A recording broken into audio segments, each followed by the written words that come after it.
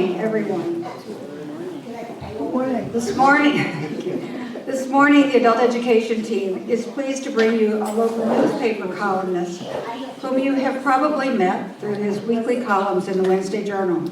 I've had the pleasure of knowing Ken Trainor for many years as the editor for my late husband's columns, and some of you may be surprised that somebody actually approved of many of those columns. Ken was born in 1952, 1 month after his parents moved to Oak Park, the same year that the Village Manager Association was born. He grew up in South Oak Park and attended Ascension School back when he felt like North Oak Park was a foreign land. He spent 6.5 years in the Chicago Archdiocesan Seminary system, but his real vocation was writing.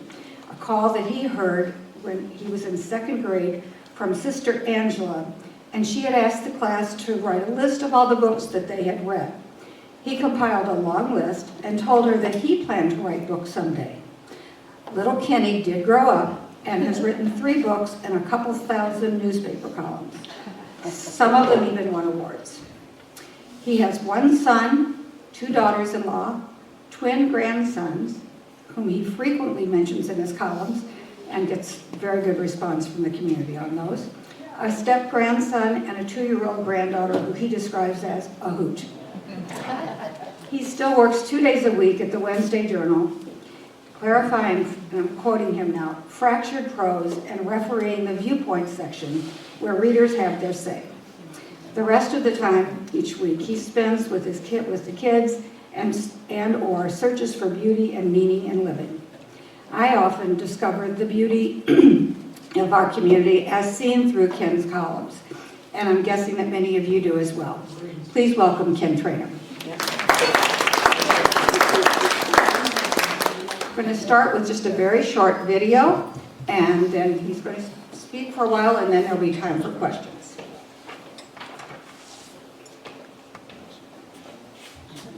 Over.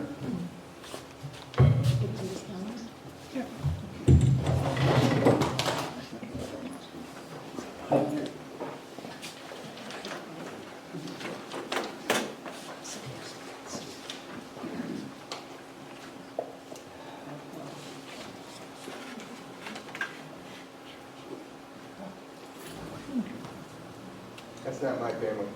Sorry. That was unintentional. That's a good screen share.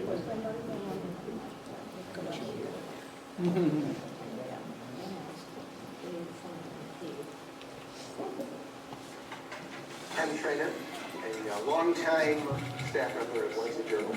Started in November of 1990. I know I'm now after 33 years. Yeah, I've never run out of things to write about. It's inexhaustible. And it's partly because the town keeps changing. It's not the same town it was 30 years ago. It wasn't even the same town it was yesterday. I decided to write a book about Oak Park for some years. And then, it must have been when I turned 70, I woke up one day and I had to write it. I felt I had really kind of written a book over the space of 30 years, 1 column at a time, 1 article at a time. I wanted to see what would happen when I condensed all of that. It's not a history book, but there is a lot of history in it. It also helps to explain why we are who we are. Oak Park is different from most communities because we raise the bar really high, and we still have to raise it higher. Part of what I did in the book was to find the community so that people could see what it looks like when people are interacting, not just living next to each other. And I kind of developed an eye for seeing community as it was taking place. It's a positive book. A lot of times we lose track of how special we are, how far we've traveled, because we have so far to go. It's really important to be able to feel good about who we are. If you can celebrate your community, if you can recognize how special it is, you will have more inspiration and more energy to go the distance. I like to say that our past is inspirational, our future is aspirational, and our present is congregational.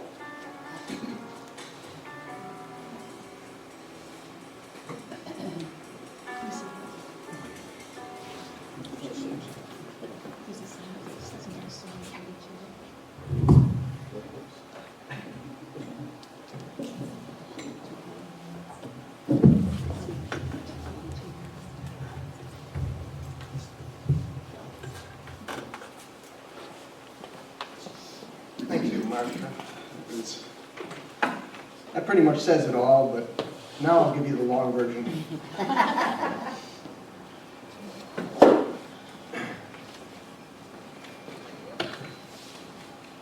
Thanks for coming out this morning, an hour early, just to hear an extra sermon. Is this okay? Is this everybody hearing me okay? Okay, great. And happy Groundhog Day. Only 6 more weeks of winter, unless global warming has a different opinion. Joe Kreml filmed this video for the Village's Public Access Channel 6. And if you're like me, I'm guessing you don't watch Channel 6 very often. It's good that we have it, though. But I thought it would make a good intro for the book, which is titled Our Town Oak Park, Walk With Me in Search of True Community. So, why Our Town Oak Park? Because I think Thornton Wilder's Our Town is the great American play. And I think of Oak Park as our town for the 21st century. Wilder wrote that his goal for the play was to find a value above all price in the smallest details of daily living. And that was my goal for Our Town Oak Park. Our Town the play has been translated into 80 languages and continues to be produced. The latest revival on Broadway this past year. But Our Town the book has one distinct advantage over Grover's Corners, New Hampshire, the town featured in the play, Our Town. Oak Park is real, and so are its inhabitants. My book title includes a mention of true community. What do I mean by that? Let's start with a description that leads to a definition. I describe Oak Park as a welcoming, diverse, inclusive, eco-friendly, equity-aspiring, ever-evolving community located at the intersection of independence and interdependence, continuity and change. It's a long description, but it fits this town. The tension between those dichotomies makes us who we are. Community, obviously, is more than merely living next to one another. It is about intentionally interacting, which leads inevitably to interconnection. Community is a classic example of the whole being greater than the sum of its parts. And we are its parts, along with our buildings and institutions, our government, culture, and infrastructure. A strong community, I believe, is our immunity against the fear and polarizing divisiveness that is our national illness. Community is the medicine, the antidote, dare I say, the vaccine. Community is Oak Park's superpower. We're not talking about the Hallmark greeting card version of community. This isn't community the cliche. This isn't boosterism. As you well know, we are not a utopia. Not yet, anyway. But this book is a celebration of community. And we do have true community, which is hard work. Not everybody is up to it. True community is where interaction leads to interconnection, which leads to interdependence. True community is the alchemy that takes place when residents intentionally become interwoven, when we become so much more than the sum of our me's.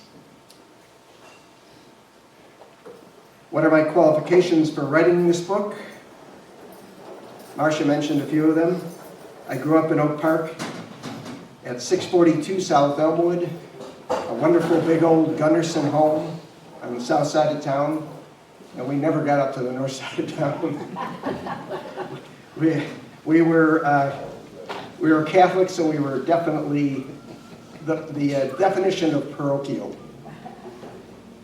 I didn't see the north side of town until I joined Pony League when I was 14 and had to ride my bike all the way up to Lindbergh Park, which I thought was the end of the world.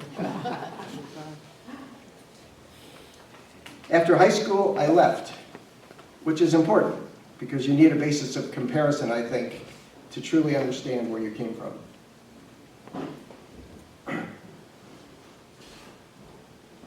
After 20 years, I returned. That's important too, because you can go home again. And when I did, I started working for the hometown newspaper, Wednesday Journal.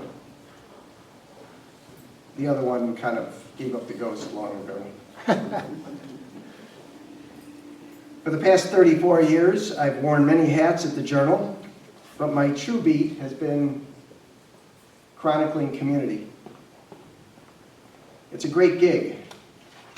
Essentially, I get paid to pay attention, usually on long walks around the village, and to write about what I see. Along the way, I became a community-minded person. I didn't start out that way. Now I'm a devout communitarian. Not a Unitarian, but a communitarian. And started preaching the gospel of growing community, for which I'm beholden to Dan Haley, who came up with that slogan. Wednesday Journal, Inc. is now called Growing Community Media. Yes, we are trying to grow community media, but we are also media on a mission to grow community, to be the mortar that braces the bricks. Our macro community does not consist of individuals alone. It comprises numerous micro communities. Right here, for instance, this morning. A series of forums like this can have a big impact on a community, which I'll talk about shortly. There are many wonderful micro communities in Oak Park. The Romeo Group, retired old men eating out, where they do a lot more than eat at George's restaurant every Thursday morning. Or parents and kids getting to know one another on street corners in the morning waiting for the school bus. Or online Facebook groups like Growing Up in Oak Park. But we don't often come together as a macro community. The July 4th parade, a day in our village, farmers market, any place where we see one another leads to interaction. We also became a macro community recently, bound in grief as we mourn Detective Alan Reddens, the first Oak Park police officer to die in the line of duty since 1938. One good public servant brought us together. Loss will do that. Our recent election loss will, I trust, bring us and keep us together and make us a stronger community because we need it now more than ever. As I said in the video, my book is not a history book, but there's a lot of history in it, some of which I put in the time capsule chapter, including the following story, which some of you may be familiar with. It's a bit long, but I think it's worth hearing, and it has to do with this congregation, which is why I chose it. It's also my favorite story about Oak Park. The symphony comes full circle. It's actually a compilation of about 3 pieces that I wrote over the last 25 years.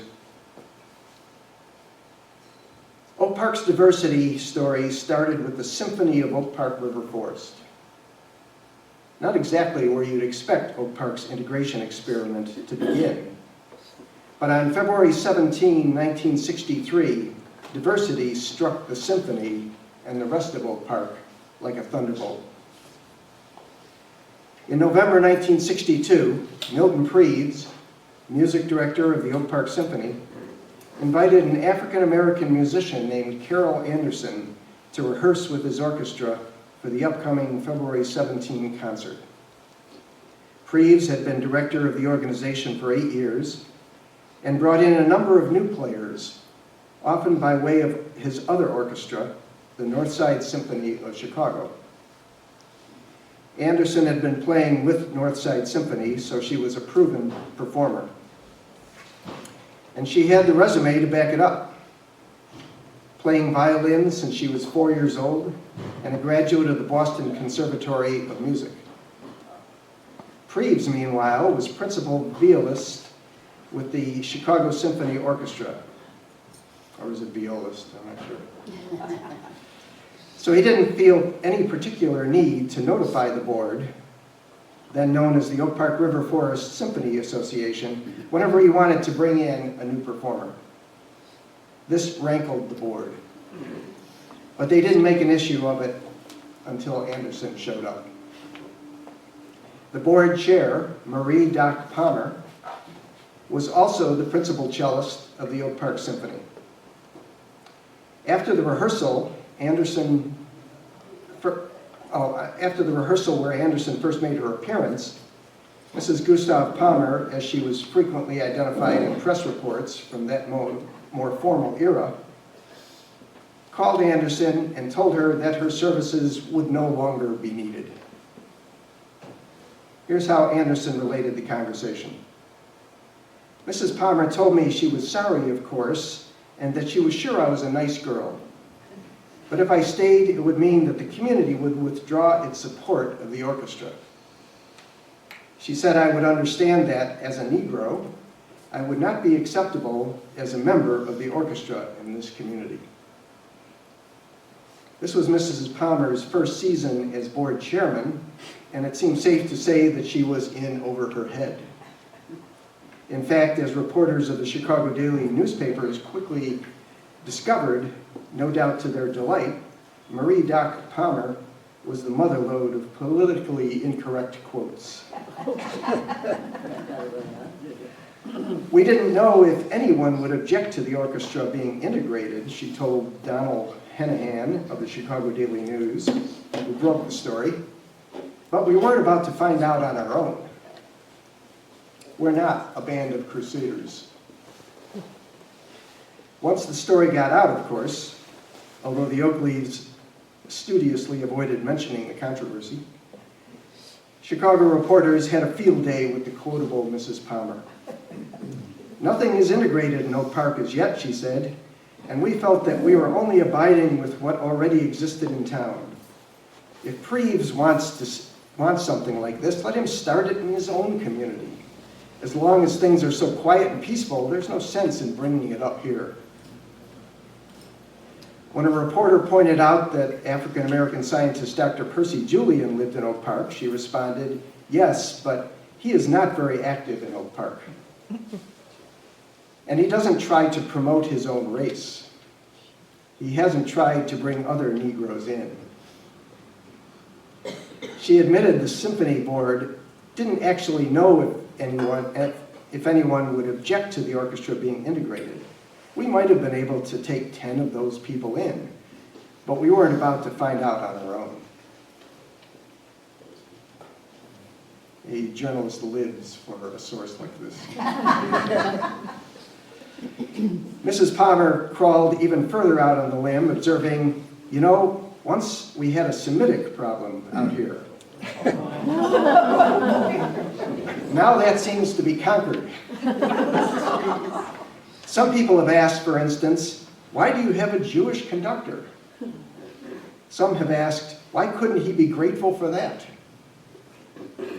When a reporter asked if Mrs. Palmer could ever imagine a Negro soloist performing with the orchestra, she allowed that a person like opera performer Marian Anderson would be very well received.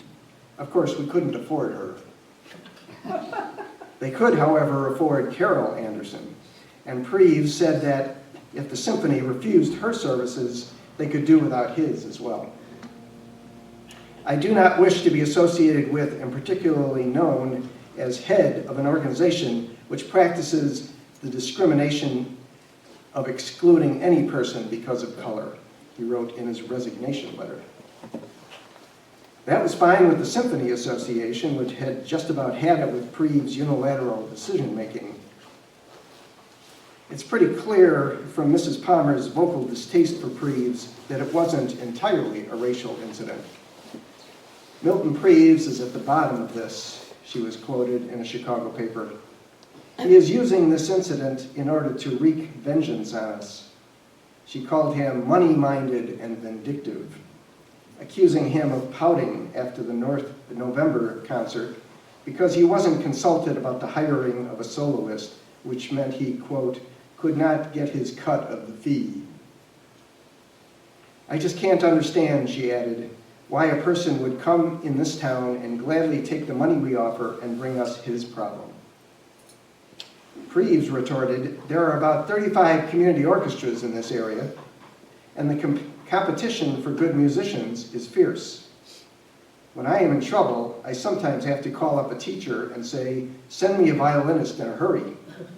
I can't stop to find out what color he is or to wait to have a board clear it. Mrs. Palmer insisted there was no prejudice against Miss Anderson. She is a fine person and a fine musician. It was the principle of the thing, she said. We just thought we were not the organization to crusade and pioneer a controversial subject in the community. The orchestra would not be integrated, she maintained, until I can see that a consensus of the community is in favor of that. Though Mrs. Palmer couldn't see it, consensus in the community was already building. In the orchestra, too, where 25 of the 83 musicians threatened to quit in response to the incident. Residents wrote letters to the Chicago papers decrying the symphony board's discriminatory action. Is Oak Park in Mississippi? Asked OPRF high school teacher Jack Rossiter. Anybody remember him? I should judge from your article that the Oak Park you refer to would not even permit colored television.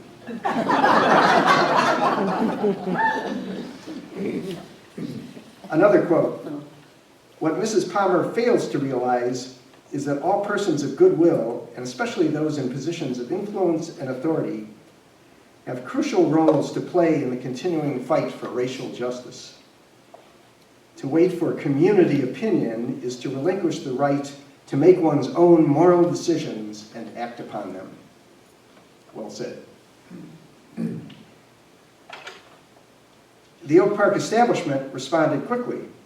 Elsie Jacobson, then the president of the OPRF High School Board, I believe she was the first female president of the board, went public and threatened to evict the orchestra from the high school facilities if they continued to practice discrimination.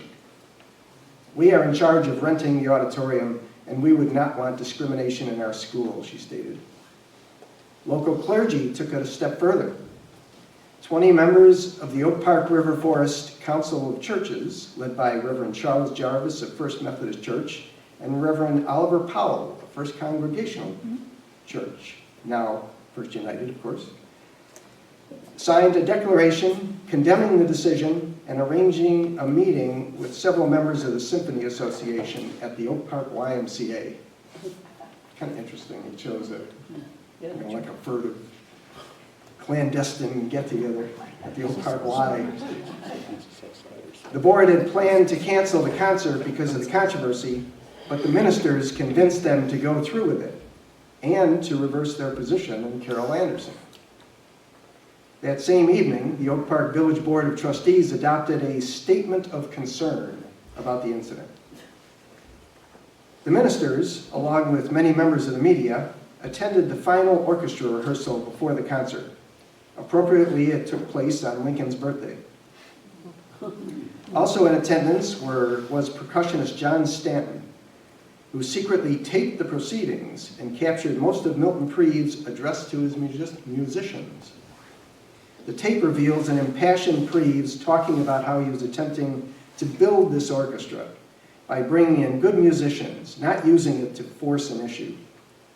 He read several quotes attributed to Mrs. Palmer, who wisely did not attend the rehearsal and never played for the symphony again.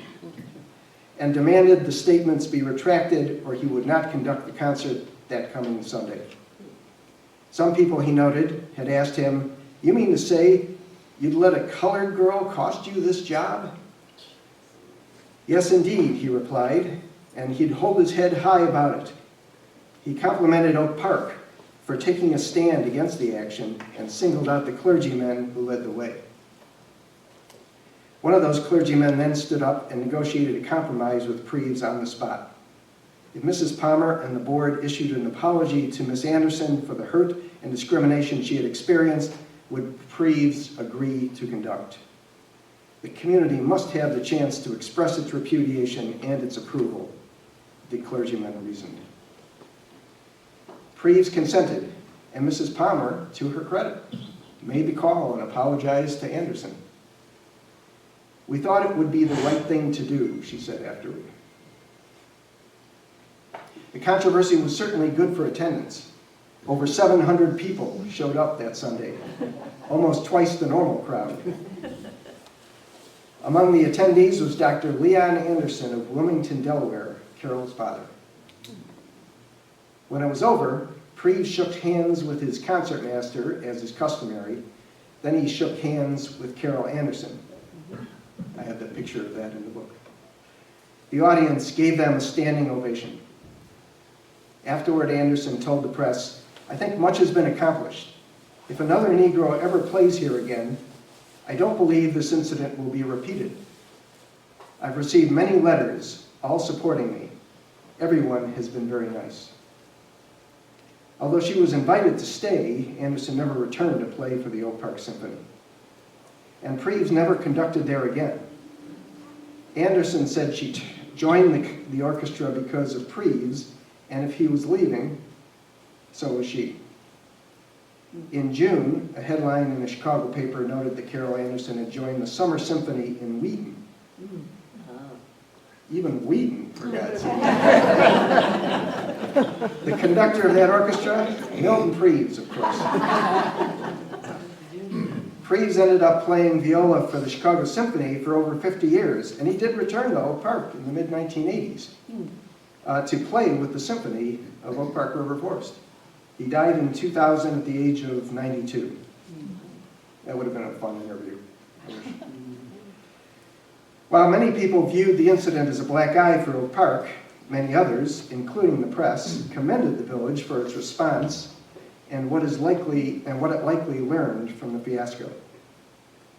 The Oak Park incident can serve as a constructive demonstration, declared a Daily News editorial, that the pressure of a community educated to an awareness of the cruelty and immorality of this prejudice can prevail against the remaining areas of its prejudice. Perhaps it will serve a good purpose.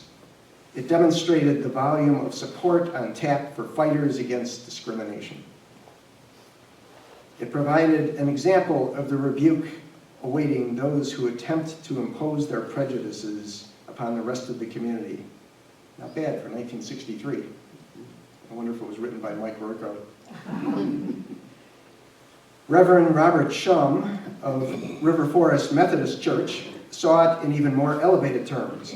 "The citadels of isolation and segregation have been broken," he told his congregation. Reverend Jarvis, who at the time was serving as president of the Council of Churches, said, "We've learned a lot about how to deal with a situation like this. I think in general, the Protestant approach, privately making a decision and expressing ourselves as individuals, is not enough. We have to mobilize all community forces for the right." As a result of the symphony incident, community forces were indeed mobilized. The following year, a full-page ad appeared in newspapers, paid for and signed by over 1,000 Oak Park and River Forest residents, declaring the right of all people to live where they choose.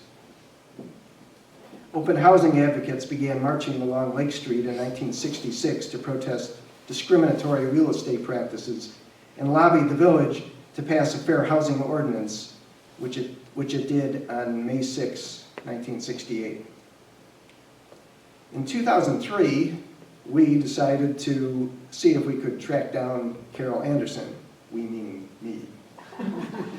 The black violinist who, unbeknownst to her, had started the Oak Park integration story. She played one concert and was never heard from again around these parts. But through the generous assistance of Boston Conservatory of Music's alumni services, we found Carol Anderson Neff living in a suburb of Portland with her husband Tom and two sons, Chris and August, and managing the Metropolitan Youth Symphony in Portland. When we spoke to her, we found out something quite surprising. Carol Anderson had no intention of playing in that 1963 concert. When she heard Milton Priest was planning to conduct Tchaikovsky's Sixth Symphony, a work she had always wanted to learn, she asked him if she could sit in during rehearsals. She came to one rehearsal and later that night received the fateful call from Mrs. Palmer disinviting her. Since Carol wasn't even planning to play in the concert, she shrugged it off. But when she mentioned it in passing to Preeves, everything hit the fan. I was really astounded by how it exploded, Carol said. I just sat back and watched Mrs. Palmer put her foot in her mouth. She played the concert because it was the only way to get Preeves to conduct it. Carol's father read about the incident back in Delaware and flew in for the performance. She got so much media attention, I felt sheepish. All I did was accept a phone call.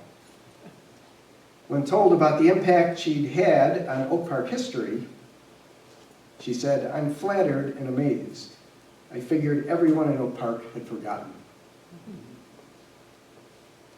In January of 2001, the Symphony of Oak Park River Forest assumed a central role in celebrating our town's diversity history when they performed a Symphony of Place, an original composition by James Kimo Williams, commissioned by the American Composers Forum for the Continental Harmony Project, funded by the National Endowment for the Arts.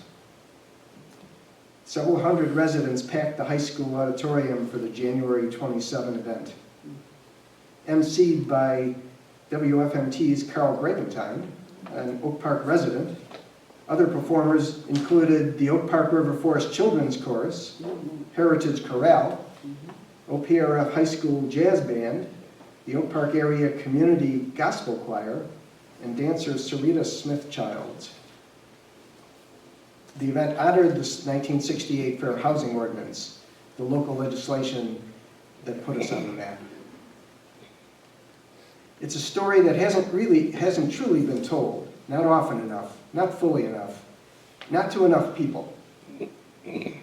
Since a village keeps changing as residents leave and others arrive, we have to keep telling that story with shifts in emphasis, generation after generation. When the local paper told the entire story a few years back, the bare bones came from the Historical Society files. That was about the time Camille Wilson White and the Oak Park Arts Council submitted their proposal to the Continental Harmony Project. Though the story has many heroes, Rupert Wenzel, Elsie Jacobson, Bobby Raymond, and Sherlyn Reed were chosen to tell it that night. Several minutes on stage as a prelude to the symphony performance, however, didn't allow much attention to detail, but the passion of the storytellers was impressive. We have many wonderful tales to tell from our history, but none more important than the story of Oak Park's intentional efforts to become a diverse community. On the appointed Saturday evening in late January, the high school's auditorium was packed. Searchlights fanned back and forth over the curved edge of the OPRF Fieldhouse as the crescent moon, accompanied by Venus, set in the west. Last night, I was out walking, and I saw the same thing. A red carpet directed streams of residents into the building, where they were welcomed by gloved ushers. Inside, some 1,500 chronologically diverse residents gathered to satisfy their curiosity and hear a premiere performance composed expressly about Oak Park, the tape soon to be archived in the Library of Congress. Tuxedos mixed freely with sweaters and evening gowns. Kids sat up front. On that night, it was the place to be.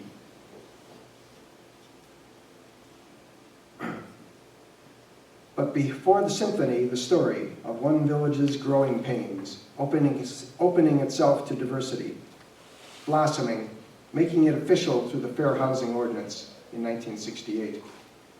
Some in the audience knew the story well, some knew it in generalities, and some heard it for the first time.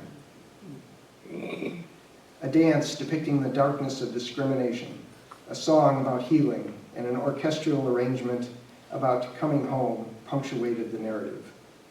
A brief intermission, then the centerpiece of the evening, the commissioned work, complicated, many-faceted, melodious, a challenge to pull together like diversity itself. Accompanied by 3 local choruses, merged and rising to the occasion. Soloists singing a lyrical argument about change. Jazz strains mixed with grand Copland-esque themes. A harp, percussive dissonance. Harriet and Mac Robinet, early African-American homeowners, reciting portions of the village diversity statement. And finally, a gentle sing-along, ending with the gathered community humming harmoniously, peacefully. Reverend, yeah, I can never get through this. It was beautiful. At the reception afterward, in the school cafeteria, June Heinrich sat alone, taking it all in. She had written the text for the double-page newspaper spread in 1964, signed and paid for by Oak Parkers and River Foresters, including, I found out 30 years later, my parents. Upholding the right of all people to live where they choose, which started the open housing movement that led to the 1968 Fair Housing Ordinance. You have to fight for good, she said quietly. It doesn't just happen. You try things, she added, and you never know which will have an impact. Looking around the room, she said, this one did. And with that, the Symphony of Oak Park River Forest came full circle at last.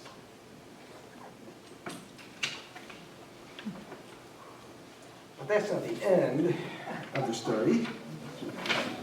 In the wake of the symphony incident, the Village of Oak Park established a Citizens Committee for Human Rights to address integration issues, something that a number of community activists had already been pushing for. In January of 1964, less than a year after the symphony incident, local residents attended a series of 3 public forums on race issues at First Congregational Church, now First United. At the end of the 3rd session, people were asking, what do we do now?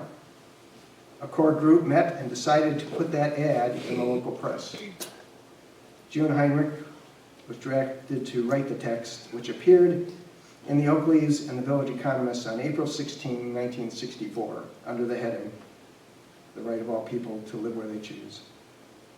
So the fair housing movement began, probably, possibly, right here in this room, through a series of forums, just like the one you're attending this morning. As June Heinrich said, you never know what's going to have an impact. And this congregation played an important role in all of that. You should be proud of that history.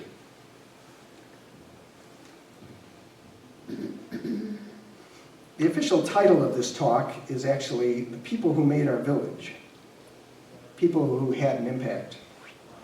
The list certainly includes violinist Carol Anderson, conductor Milton Preeves, and yes, even board chair Marie Doc Palmer, God bless her. Without her, none of this would have happened. And John Stanton, who taped that rehearsal so long ago. And definitely June Heinrich, who wrote what turned out to be our village diversity statement. First Congregational pastor, Reverend Oliver Powell, also makes the list. Anybody remember him? Back in the 60s. And also, a decade later, Reverend Ed Bergstrasser, who guided this congregation through the transition from First Congregational to First United. I remember him. He was a wonderful, wonderful person. Other impactful First United members in my acquaintance include Betty Gehring, who is in my book as an unsung hero because she and her husband, Philip, moved to Oak Park from a comfortable retirement in Valparaiso, Indiana, to help their son raise his 3 adopted children after their mom suddenly died. And Bob Downs is here. He kept the Wednesday Journal afloat at a critical juncture early in its history and supported it ever since. Without his efforts, this book probably never would have been written, and we wouldn't have had a Wednesday Journal. Thank you. And Lois Love, who helped organize the Friday night peace vigils on First United's front steps for over a decade. How many years was it? 13. During our country's ill-advised military adventurism in the Middle East. And Marcia's ex-husband, John Hubbock, who contributed thought-provoking and very funny columns to Wednesday Journal for, I think, over 25 years. Yeah, me too. And who's also in the book. The Smiley family, who have modeled grace and resilience in the face of great personal loss. Dedication to social justice, epitomized by Michelle Zurakowski's work with the food pantry, Beyond Hunger. I'm sure there are many other people, and I'm sure that all of you could probably lengthen that list quite a bit.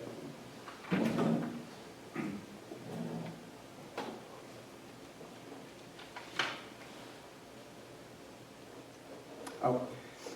Dale Sorensen recently asked who I thought had made the biggest impact on Oak Park.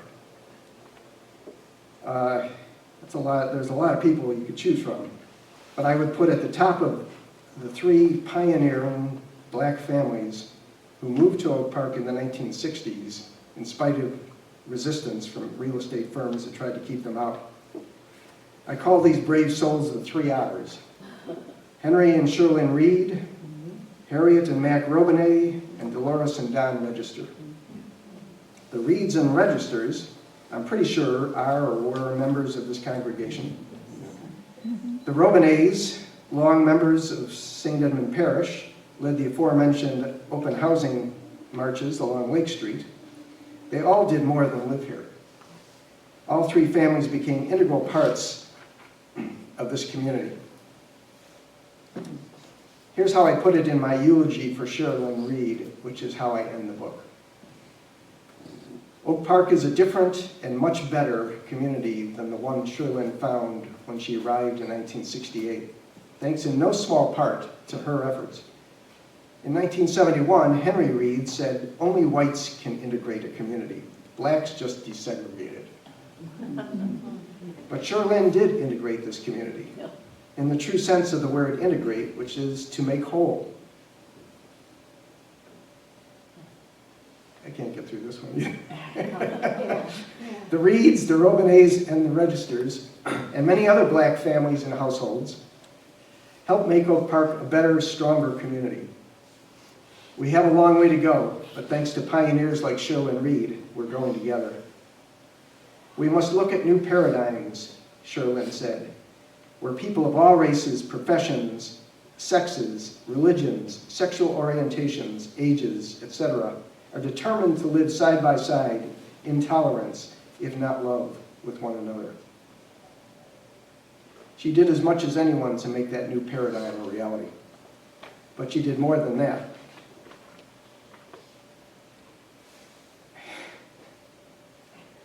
Sherlyn Reed made us whole. I didn't intend it, but I'm glad my book ends with the word whole. Oak Park has an important story to tell about showing grace under pressure, finding the courage to become a more open, welcoming, and inclusive village, filled with people of all backgrounds. We still have our wide lawns, as Ernest Hemingway may or may not have said, but we stretched our minds and opened our arms. Oak Park has been called the middle-class capital of America. thought that was an interesting title. So our story is important because if it could happen here, it can happen anywhere. And for this country to survive, it needs to happen everywhere. Happily ever after is never guaranteed. We need to keep telling our story because some people forget and some haven't heard it yet, and because the story is not finished. It's still being written, and you and I are writing it. We tell our story with words, but also by living it, by staying connected in whatever form that takes. You are staying connected by being here today, and by congregating later in the sanctuary upstairs. But true community is about more than what you do. It's about becoming a community watcher yourself, paying attention, appreciating the community moments you observe or participate in, letting it touch you, celebrating our town, and recognizing its uniqueness. Oak Park really is like no other place on earth, and yet it is universal. What happens here can and should happen everywhere. What distinguishes us is that once upon a time, at a critical juncture, we reinvented ourselves. We consciously, intentionally, deliberately became a more open, welcoming, and fair-minded community. We embraced diversity. We took the road less traveled and proclaimed the right of all people to live where they choose. And we did more than just that. We walked the talk. Do we still have a long way to walk? Oh yeah.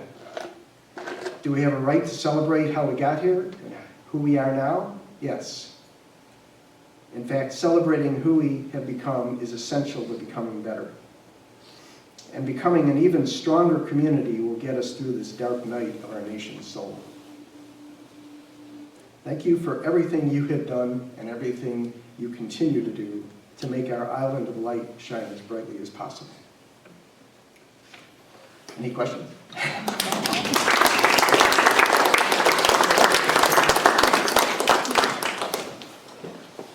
By the way, there are books that will be for sale if anybody's interested. Rebecca from the Pile bookstore in Berlin kindly consented to allow you to use your credit cards if you need to. I hardly recommend the book. No. I just wanted to take just a second, again, thank you to Ken, this was really wonderful.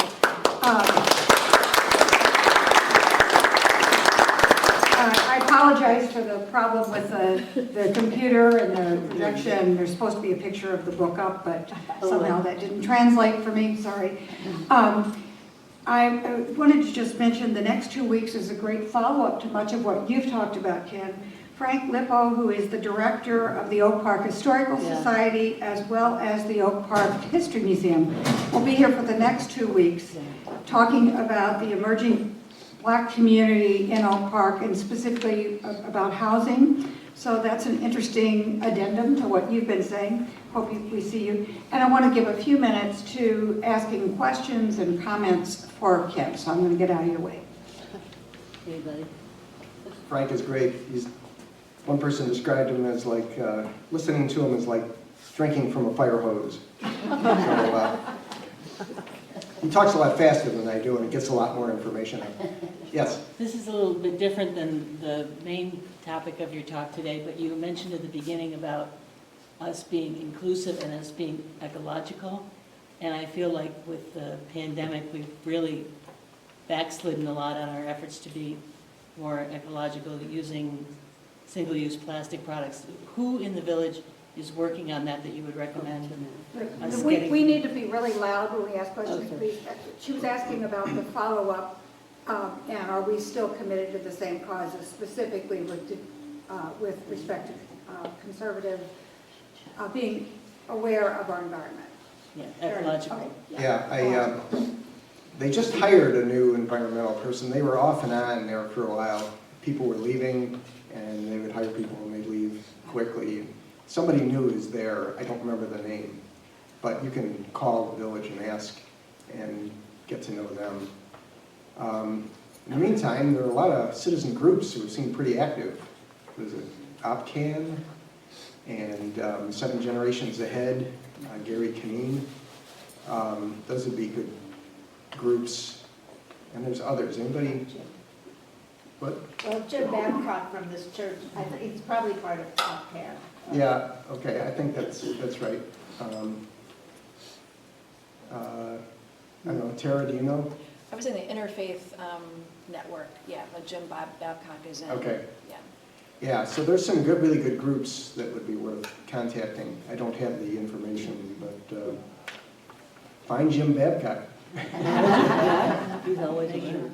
Yeah, yes, I hate to make it sound like a negative statement. gonna rain on the parade. Huh?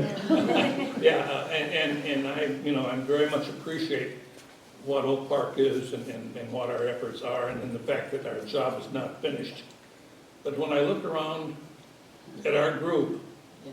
and almost every other group that I get into, and when I go to different activities, I say, are we really succeeding or are we not? And I think we must really continue to challenge ourselves.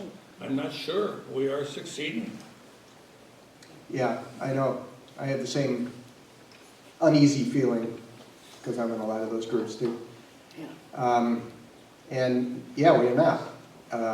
We still have a long way to go, and that's what that means. I don't know. That's what, you need another 3-part forum on race issues, like they had in 1964. I belong to a group called Project Unity. It started back about 30 years ago, and I have a thing about the book, about that in the book. And we worked hard at it, and we're organized, and it went pretty well for a while. Because you have to be intentional and you have to be deliberate about it. And nobody, people have a hard time getting out of their comfort zone. And it's always worth it getting out of the comfort zone, and we're constantly telling each other we need to get out of our comfort zone and it's worth it. But then it's really hard to do. So it really comes down to that, is taking intentional steps. And there are probably people who are succeeding. And that's another one, just like the environment, we need to find out about those people and how they're succeeding. Sherlyn Reed was leading a program similar to Project Unity for a while, where people would have dinner together. I forget what it was called. We used to do that. Yeah, and that was a really great thing. So it may be that we need those kinds of efforts to invite people to dinner. It's funny, that movie in the 60s, Guess Who's Coming to Dinner, was kind of scoffed at or something, like it was too lame. But I've seen it recently, and it's kind of remarkable what they are saying in that movie that I don't hear today. So they were not that, they were a little bit, they were right on in a lot of ways. So anyway. We have time for a couple more questions. Yeah, I'm sorry I didn't leave enough time. Oh, that's good. How many people remember that symphony incident? And I was too before. okay, well, that's good. Wait a minute. Bob. And it's interesting, you don't remember Oliver Powell, but he sounded like a great minister. And I think you're coming up on a 50th anniversary of the merger, right? 75 or 76, I forget which it was. So it's coming up. And so you guys have a great history. And I don't know who's the historian in this congregation, but you have a lot to celebrate. So I would also encourage you to do that. Okay, you touched on some of those people like Sherlyn Reed and others that were, we feel the loss. And it's kind of, she had, I think, that group, they've moved on. I mean, there's a few people in the congregation from them, but many, we also feel this loss. Yeah. But I also also, just as you were closing, thinking of one of my conversations when Sherilyn was supporting some of our issues on gun violence. And she was just, made some comment about how people may feel afraid to do social action, be out there. And she said, when you're afraid, you do it anyway. And I think that's still a message for today, you know, that these issues that we need to work on, it can have consequences for us, but, you know, she was a leader in encouraging us to do it anyway. And I know how it is, you know, Lois and I are in a group to try to reduce gun violence, and stuff comes up, and boy, I feel that resistance. It's just like, I'm so busy, I'm so comfortable here, you know, it's like really, it's an effort to be active, and I really admire people who are more active than I am. So. As you and I discussed, there's a whole lot of people that were involved, and I gave you some names. But it occurs to me we also should include Minister Dan Larson. Dan was one of 3 ministers of First Presbyterian Church, and he was one of those leading the marches.